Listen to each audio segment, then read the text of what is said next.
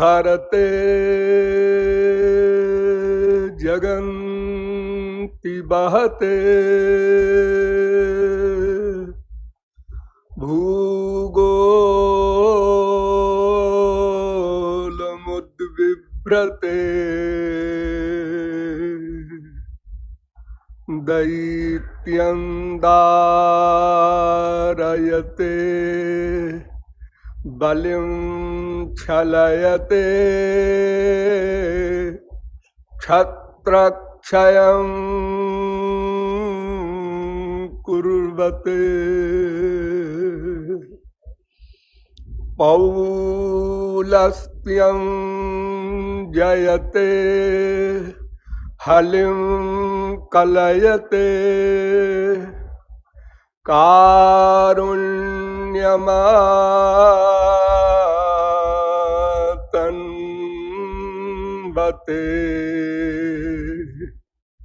म्लेच्छान्मूर्छयते दशाकृतिकृते कृष्णाय तुभ्यं नमः। नमः पंकजनाभाय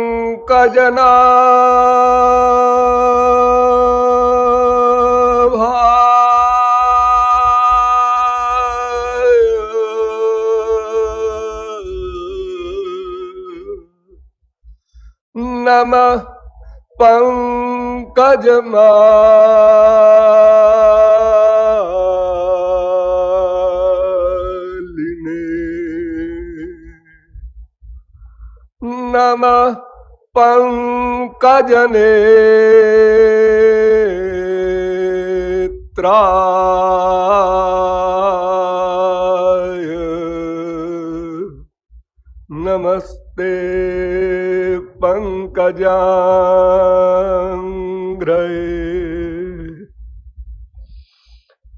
नंदनंदन पादारविंद मिलिंद महानुभाव।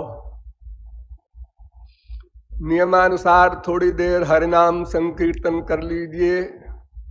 पश्चात होली के पर्व पर कुछ प्रकाश डाला जाएगा।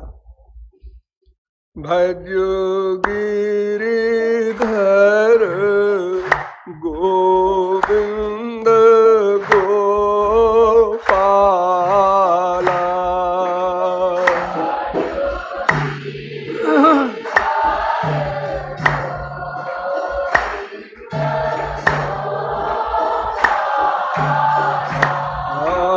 भजो गिरिधर गोविंद गोपाला।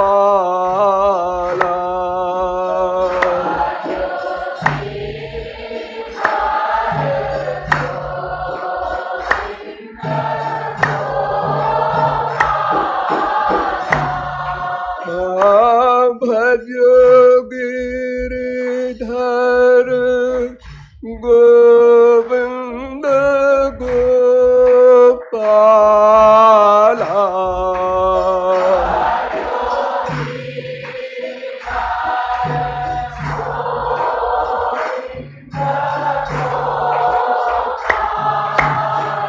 हरे भजो गिरिधर गोविंद गोपाला।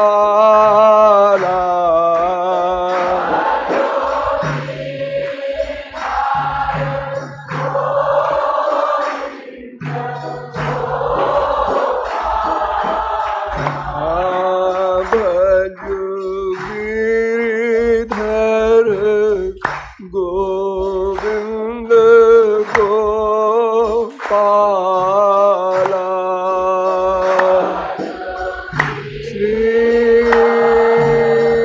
राधे हरे भजो गिरिधर गोविंद गोपाला।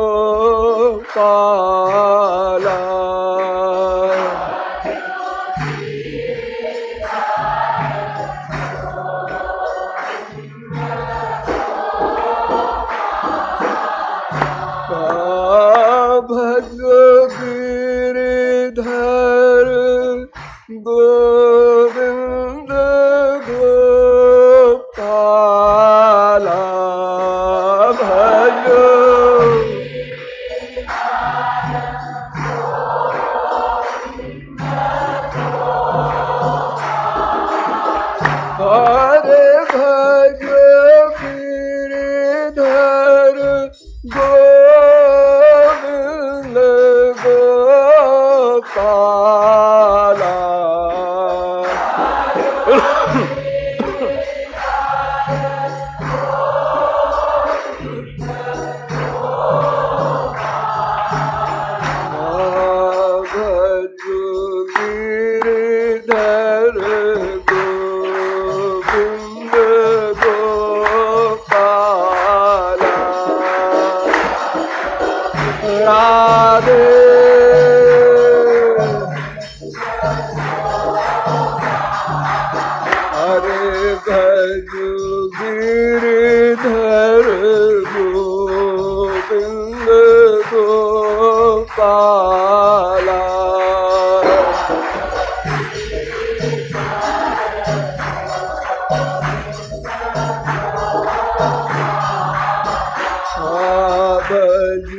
गिरधर गोविंद गोपाला।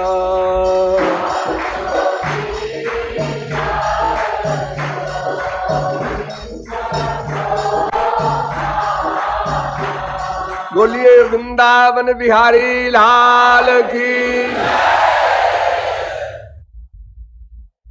अब आप लोग सावधान हो जाएं।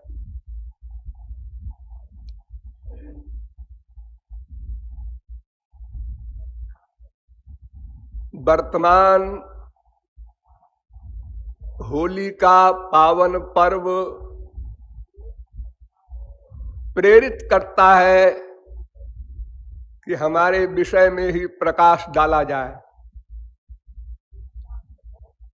होलिका दहन, जिसे आप लोग जलाते हैं, किंतु हमारे देश में इस विषय को बहुत कम लोग जानते हैं। वो समझते हैं खुशी मनाना, हलवा पूड़ी खाना यही होली है, रंग गुलाल से हुड़दंगबाजी करना यही होली है।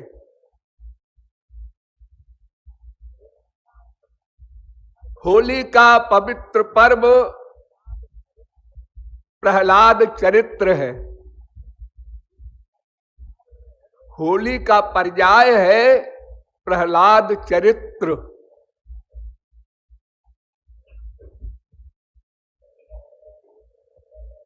भक्त शिरोमणि प्रहलाद के विषय में जानना और प्रहलाद के आदेशों का अनुसरण करना, ये होली के पर्व का सिद्धांत माना जाना चाहिए।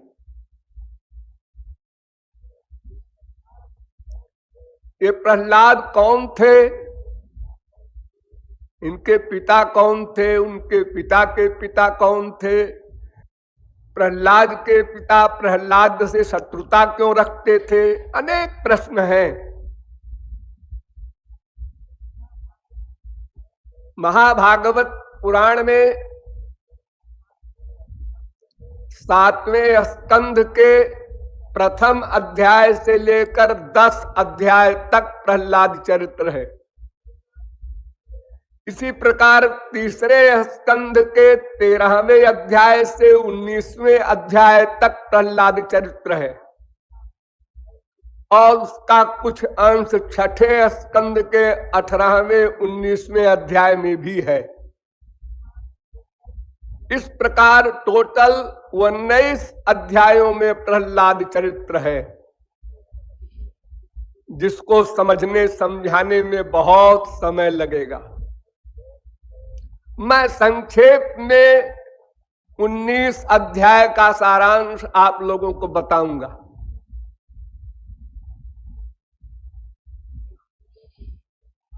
कुछ लोगों ने मुझसे कहा है कि भागवत ही सुनाइए। पिछली साधना में मैंने भागवत ही सुनाया था, रास पंचाध्यायी। उन लोगों को बहुत पसंद आया। उन्होंने कहा बहुत गूढ़ विषय न बोलिए, भागवत ही सुनाइए। सृष्टिकर्ता ब्रह्मा ने सोचा सृष्टि करनी चाहिए, क्योंकि भगवान का आदेश है। ब्रह्मा ने कई प्रकार की सृष्टि की, लेकिन विस्तार नहीं हुआ। तो ब्रह्मा ने सोचा मैथुनी सृष्टि करनी चाहिए। जैसे वर्तमान काल में स्त्री पुरुष के द्वारा संतान पैदा होती है, उसको मैथुनी सृष्टि कहते हैं। तो ब्रह्मा ने अपने ही शरीर को दो रूपों में विभक्त करके एक मनु बनाया और एक शतरूपा बनाया। मनु पुरुष, शतरूपा उसकी स्त्री। ये मनुष्य शब्द जो आप लोग बोलते हैं, मनुज, मानव, ये सब मनु की संतान है, इसलिए ऐसा बोला जाता है। मनु से पहले भी ब्रह्मा ने सृष्टि की थी। सनकादिक, परमहंस वगैरह बहुत से हुए थे, लेकिन सब बाबा जी हो गए। किसी ने सृष्टि करने की बात नहीं सोची, इसलिए उन्होंने स्त्री पुरुष दो बनाया, मनु शतरूपा। और मनु शतरूपा इन दोनों ने मिलकर 5 बच्चे पैदा किए। मनु के 2 लड़के हुए, प्रियव्रत, उत्तानपाद। 3 लड़कियां हुई, उसमें एक का नाम प्रसूति। प्रसूति का विवाह कर दिया दक्ष प्रजापति से। दक्ष प्रजापति के 60 कन्याएं हुई। उन 60 कन्याओं में से 13 कन्याओं का विवाह कश्यप से कर दिया। उन्हीं 13 लड़कियों में से 2 प्रमुख हैं, दिति, आदिति।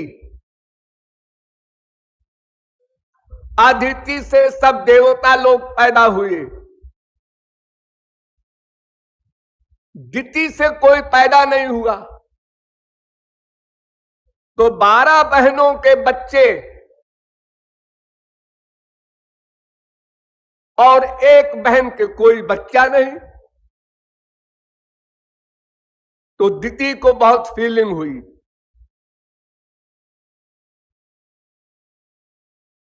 बहुत फीलिंग हुई। और एक दिन भगवान की प्रेरणा से कश्यप जी संध्या कर रहे थे। अग्निजिह्व यज्ञपति को खीर की आहुति दे रहे थे और देने के बाद ध्यान करने लगे। उसी समय उनकी स्त्री दिति कामांध होकर कश्यप के पास गई और कहा, पतिदेव, हम पुत्र चाहते हैं। सब बहनों के पुत्र हैं, सब हंस खेल रही हैं अपने संतानों से, और मैं बंध्या हूं, ये मुझसे देखा नहीं जा रहा। कश्यप ने कहा, ठीक है, संतान हो जाएगी, अभी मैं ध्यान कर रहा हूं, अभी सायंकाल भी है, स्त्री मिलन का वर्जित समय है, बैठो अभी। लेकिन भगवान की प्रेरणा को कौन टाल सकता है। वो इतनी कामांध हो गई दिति कि बेश्याओं से भी आगे उसने कदम उठा लिया, कश्यप से लिपट गई। कश्यप क्रोध में तो थे, लेकिन उसकी इच्छा पूर्ति की। ये काम, क्रोध, लोभ, मोह का वेग होता है। वेग शांत हो जाता है जब, तो वो पछताता है।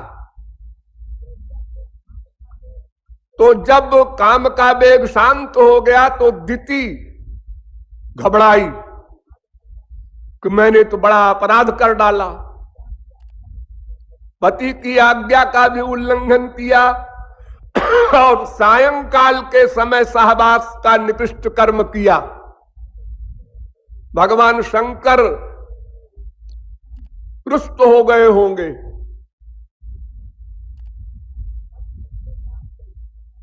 कश्यप के पास गई, महाराज हमसे बड़ा अपराध हो गया। उन्होंने कहा मैं तो समझा रहा था, तुम नहीं मानी। अब उस गर्भ से 2 बड़े बड़े राक्षस पैदा होंगे।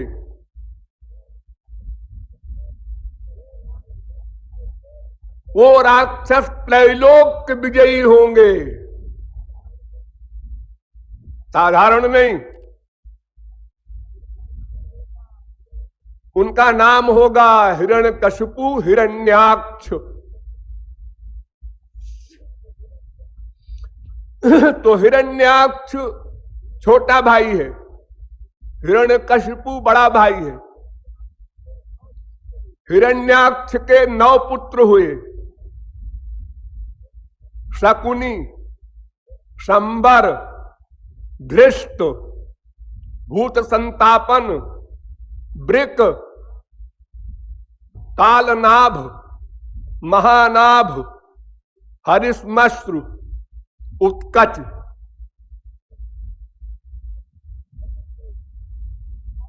लड़की कोई नहीं। और ये सारे राक्षस बाप की तरह, यानी इन राक्षसों में से किसी को भी इंद्र नहीं जीत सकता था, ऐसे राक्षस थे, साधारण की कौन कहे। और हिरण्यकशिपु के 5 बच्चे हुए, संघाद, अनुहाद, हाद, प्रहलाद, ये 4 भाई हुए। और एक बहन हुई सिंघिका। हिरण्यकशिपु की स्त्री का नाम कयाधु था, हिरण्याक्ष की स्त्री का नाम रुषाभानु था। सबसे छोटा भाई था प्रहलाद। ये मैंने वंश परंपरा बताई, प्रहलाद का परिचय दिया हल्का फुल्का। अब सुनिए कि दिति के गर्भ में कौन आया था।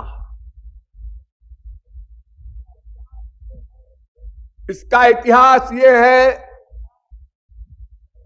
एक बार सनकादिक परमहंस, सबसे सीनियर जो है सृष्टि में, लेकिन हमेशा 5 वर्ष के रहते हैं, नंगे घूमते हैं सारे ब्रह्मांड में।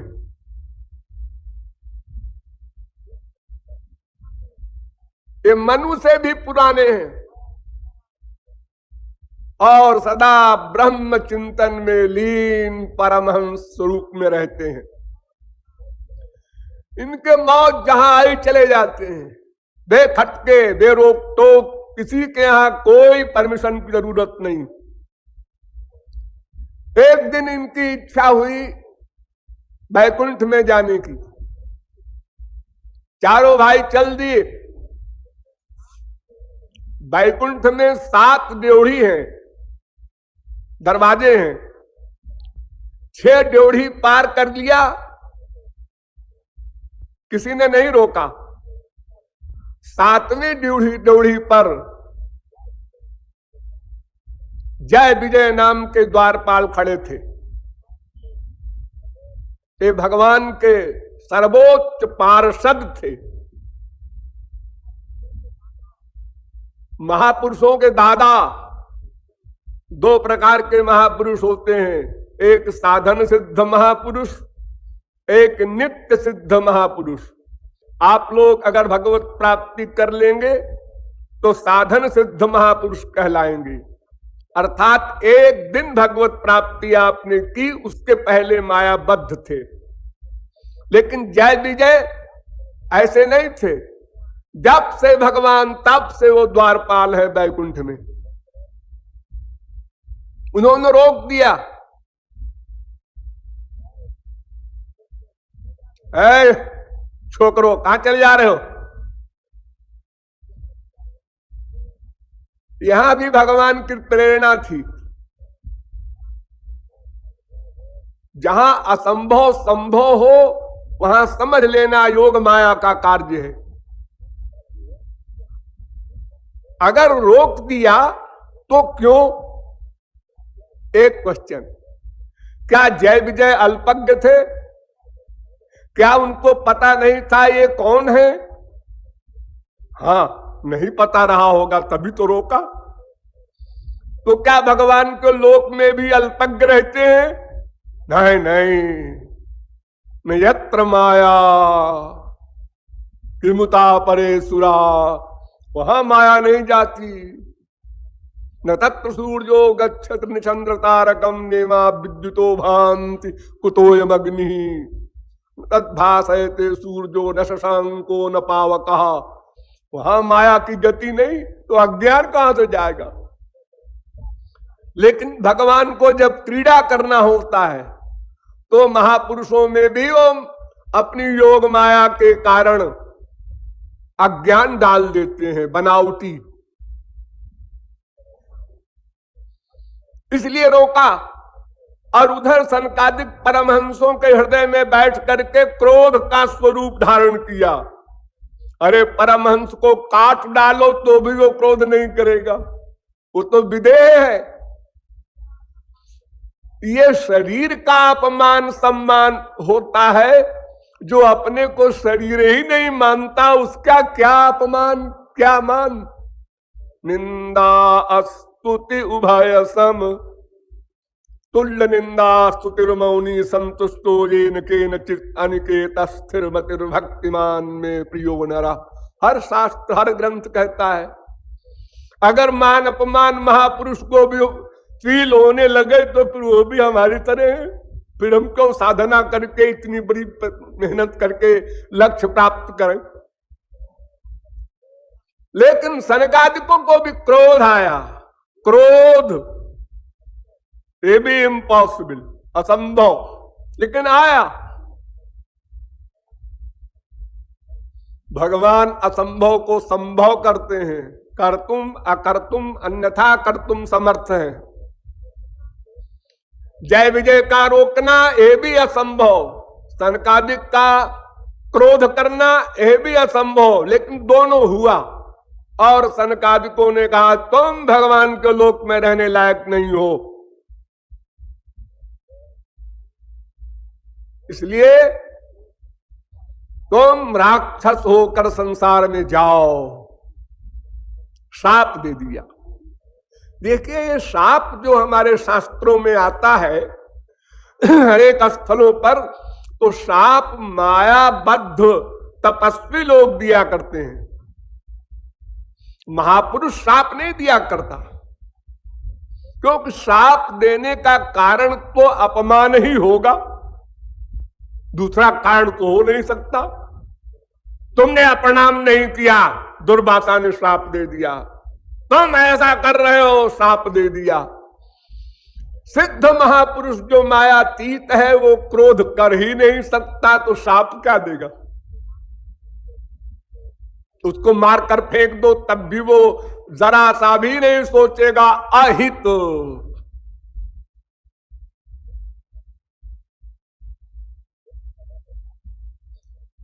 लेकिन ये सब हुआ, श्राप दे दिया। अब वो दोनों जय विजय होश में आ गए। देखिए वो योग माया वाला अज्ञान चला गया, अब वो सावधान हो गए, होश में आ गए। अरे सनकादिक परमहंस है, मैंने इनको क्यों रोका, मेरी बुद्धि में क्या हो गया था।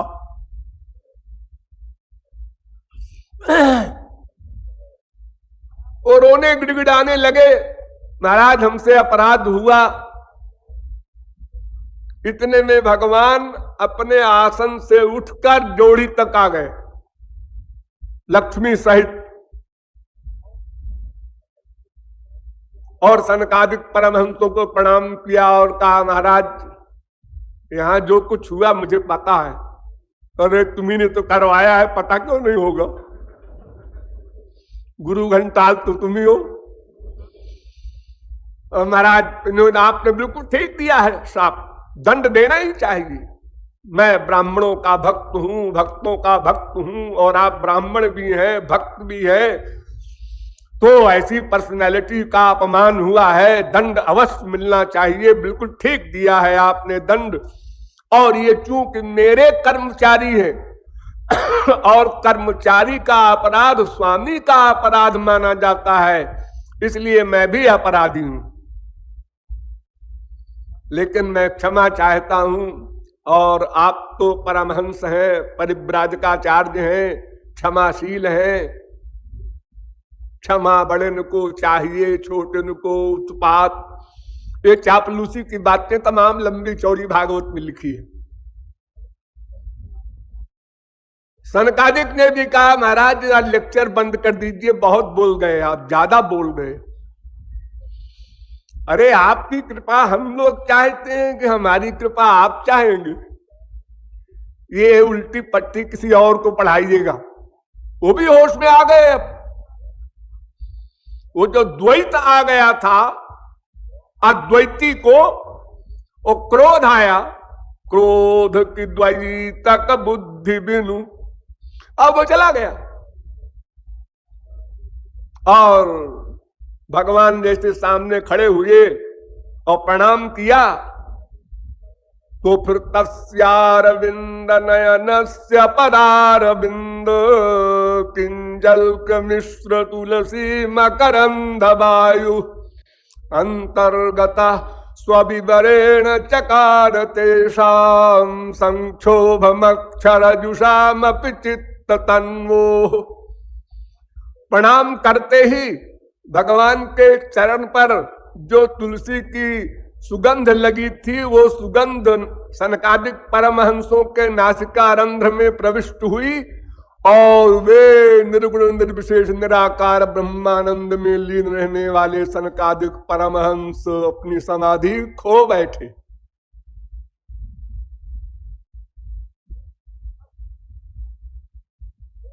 अस्तु।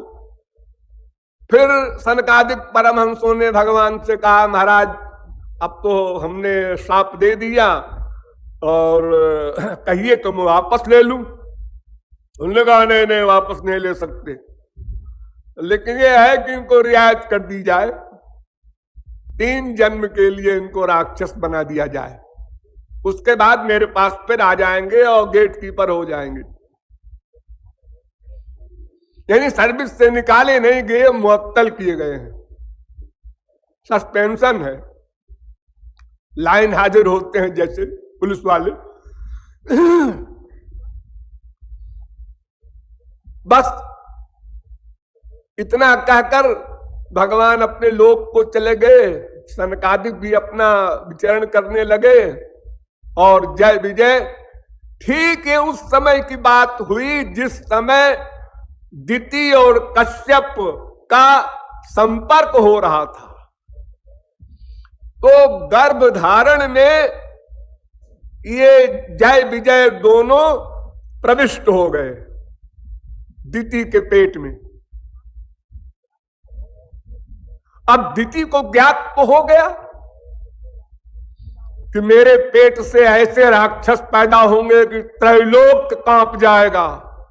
अब बेचारी डरी हुई थी, तो उसने 100 वर्ष तक पेट में ही रखा इन दोनों को, 100 वर्ष तक। लेकिन उसकी भी एक सीमा होती है। 100 वर्ष बाद एक जोड़ुआ पैदा हुए, हिरण्यकशिपु हिरण्याक्ष।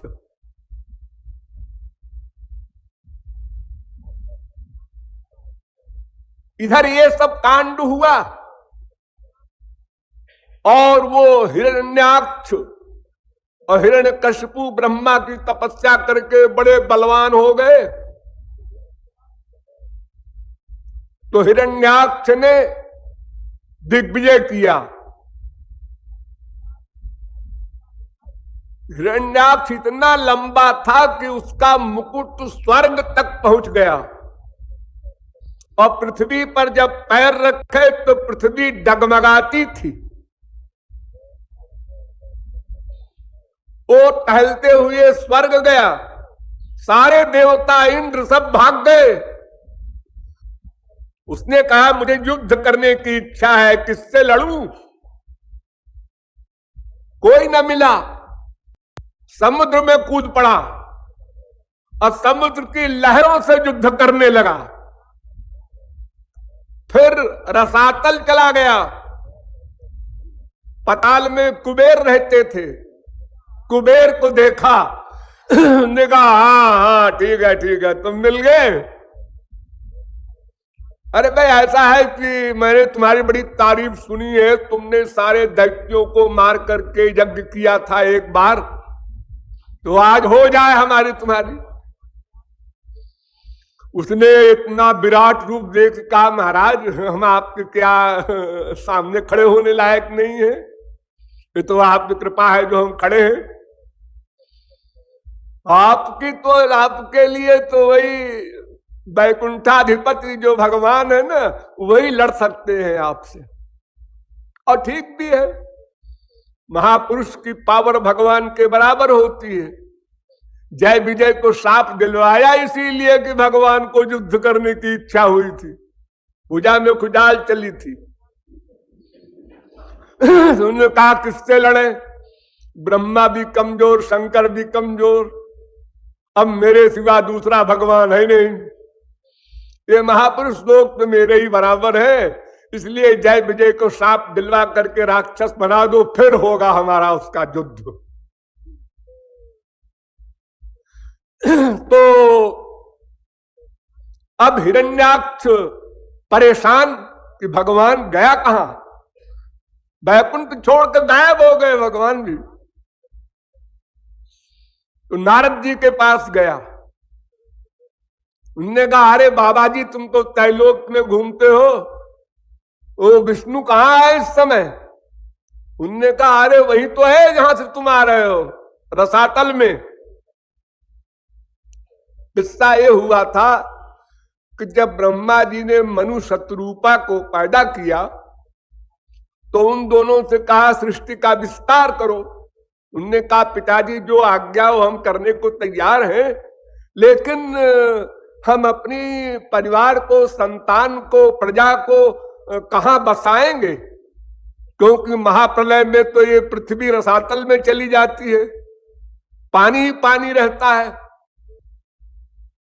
तो ब्रह्मा के पास गए, महाराज पृथ्वी तो आप कहीं से लाइए, हम सृष्टि क्या करें, कैसे करें, कहां पर लोगों को बसाएंगे? ब्रह्मा भी परेशान, हम क्या करें अब? इतने में ब्रह्मा की नाक से एक मच्छर के बराबर सुअर निकला और बाहर निकलते ही वो हाथी के बराबर हो गया। ये 12 अवतार बता रहा हूं, शुक्रा अवतार भगवान का। और दहाड़ करके आसमान में छलांग मार करके और समुद्र में कूदे भगवान, और रसातल से पृथ्वी को उठा करके अपने थूथुन पर ला रहे थे। उसी समय मुठभेड़ हो गई हिरण्याक्ष से। वो ढूंढ ही रहा था और नारद जी ने बता दिया कि इस समय पृथ्वी का उद्धार करने के लिए वो रसातल गए हुए हैं, तुम्हें वहीं पर उनसे मिल लो और अब अपना निपट लो। जोड़ी अच्छी है। अब भगवान पृथ्वी को लिए हुए आ उधर से वो ललकार रहा है, सुनता नहीं, बहरा है क्या? मैं युद्ध करने के लिए आया हूं। भगवान कुछ बोल नहीं रहे, भाग रहे हैं, जैसे कोई कमजोर आदमी भागे, क्योंकि बोझा भी लिए हैं पृथ्वी का। वो भागते गए और वो व्यंग बोलता रहा, अरे डरपोक भागता क्यों है? अरे खड़ा हो कि मेरी बात तो सुन ले, नहीं युद्ध करना है तो हार मान ले। भगवान सुनते हुए भी अनसुना कर दिए और ऊपर आए।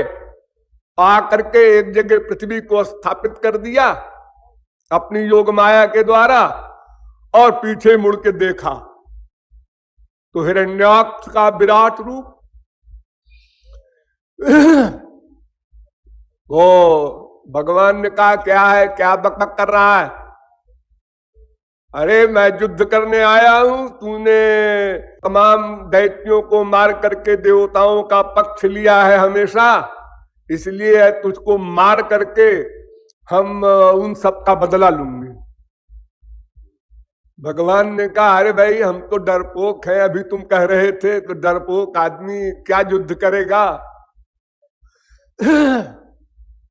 हम तो वध करेंगे तुम्हारा विष्णु, चाहे युद्ध करके तुम मरो, चाहे सीधे सीधे आगे मर जाओ, हम छोड़ेंगे नहीं तुमको आज। ऐसा कह करके उसने भगवान के छाती में गदा मारी, वज्र गदा। सोचो जब वो स्वर्ग तक लंबा है तो गदा कितनी बड़ी रही होगी। भगवान की छाती में मारा। भगवान को क्या असर होना है? जैसे कोई किसी के ऊपर गुलाब की पंखड़ी फेंक दे। आखिरकार भगवान ने भी गदा को बुलाया। अब दोनों का युद्ध हुआ। अब दोनों लहूलुहान। भगवान ने गदा मारी और हिरण्याक्ष ने गदा से गला को काट दिया। भगवान खिसिया के खड़े रह गए। भौं पे गदा मारी भगवान ने, उसको काट दिया। टोढ़ी पे गदा मारी तो उसने गदा से उस गदा को ऐसे जोर से मारा कि गदा नीचे गिर गई, हाथ से छूट गई। अब निहत्थे ठाकुर जी, लेकिन हिरण्याक्ष ने प्रहार नहीं किया। उन्होंने कहा, उठा गदा फिर से। शस्त्रहीन शत्रु पर हम हमला नहीं करते, अधर्म है। भगवान मुस्कुराए कि धर्म को मानता है, हाँ जानता है धर्म क्या है अधर्म क्या है।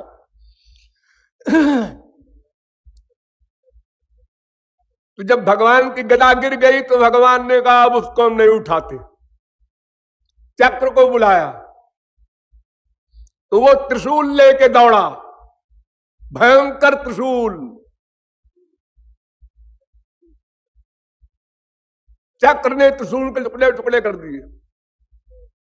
फिर उसने बहुत माया के कार्य दिखाए, आग बरसाए, क्या क्या किया, जो कुछ कर सकता था उसने सब अपनी शक्तियों का प्रयोग किया। भगवान ने सब को चक्र से समाप्त कर दिया। अब जब वो निहत्था हो गया तो घूंसा मारने आया भगवान के, और छाती में घूंसा मारा। उसका घूंसा इतना विराट जो हो, तो भगवान ने कहा, जैसे हमारे देखते हैं आप लोग ना कि पिक्चर में पहले तो गोली चलती है, बाद में हाथ चलता है, यानी करामात हाथ की भी दिखाना है। ऐसे ही पहले तो कहां बड़े बड़े हथियारों से युद्ध हुआ दोनों का, और बाद में अब मुक्का उक्का चलने लगा। अब जब मुक्के से भी नहीं जीता तो उसने चिपटाया भगवान को, जोर से मैं दबा के इनको समाप्त कर दूं। तो भगवान उसके चिपटाने पर गायब हो गए। तो देखा कि कहां गया हो, भगवान बाहर खड़े हैं। फिर उसने घूंसा मारा भगवान के, तो भगवान ने अनमनस्क भाव से एक झापड़ मारा। झापड़, लोग कहते हैं थप्पड़ का जवाब मुक्के से देंगे, और भगवान ने मुक्के का जवाब थप्पड़ से दिया। उसी थप्पड़ में वो गिरा, आंख निकल आई, मुंह से खून गिरने लगा और मर गया। यानी गदा वगैरह से तो नहीं मरा, और थप्पड़ से मर गया। यानी इतना खेल खिलाने के बाद उसको मारा। तो 12 अवतार में इस प्रकार हिरण्याक्ष का वध हुआ। ये खबर हिरण्यकशिपु को मिली। अब वो तो आपे से बाहर, मेरे भाई का मर्डर हो गया, मेरे शत्रु ने किया, मुझे धिक्कार है। और हिरण्याक्ष की स्त्री और सब बच्चे रोने लगे। मामूली पतियों के लिए, बच्चों बाप के लिए लोग संसार में रोते हैं, और त्रैलोक विजयी जिसका पति हो, बाप हो, उस परिवार का क्या हाल होगा। तब हिरण्यकशिपु ने उन सबको समझाया। ध्यान दीजिए यहां पर, हिरण्यकशिपु ने जो समझाया वो प्योर वेद का सिद्धांत, गीता का सिद्धांत। आत्मा नित्य है और शरीर तो पहले भी अनित्य था और सदा अनित्य है, और वो शरीर तो तुम्हारा पति था नहीं, बाप था नहीं, और वो था भी तो सामने लेटा हुआ है। ये सब जो गीता के दूसरा अध्याय का प्रवचन है और जो बड़े बड़े योग वासिष्ठ वगैरह के सिद्धांत हैं, गरुड़ पुराण वगैरह के, वो सब बोल गया। इतना बड़ा ज्ञानी भी था शास्त्र वेद का, सबको समझाया हिरण्याक्ष के परिवार को।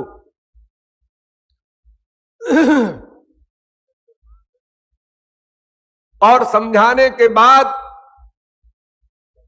उसने निश्चय किया कि अगर मैं युद्ध करने जाता हूं तो मुझे भी मार डालेगा वो, क्योंकि हिरण्याक्ष तो मुझसे कम नहीं था, दोनों की बराबर शक्ति थी। इसलिए हमें बुद्धिमानी से काम करना चाहिए। उसने कहा तप करेंगे, तप, और तप के द्वारा अमरत्व का वरदान लेंगे, फिर उसको चैलेंज करेंगे। ये सब प्राइवेट करेंगे। उसी समय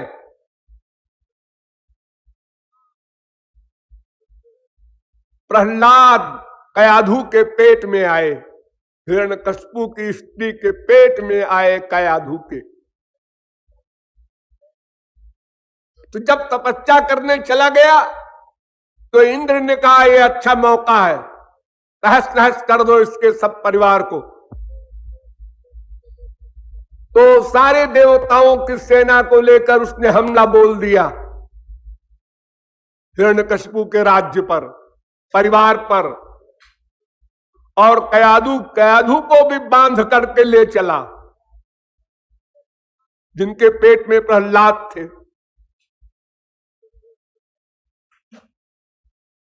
लूटा खसोटा सब, महल के जितने भी शानदार चीजें थी सब ले गया।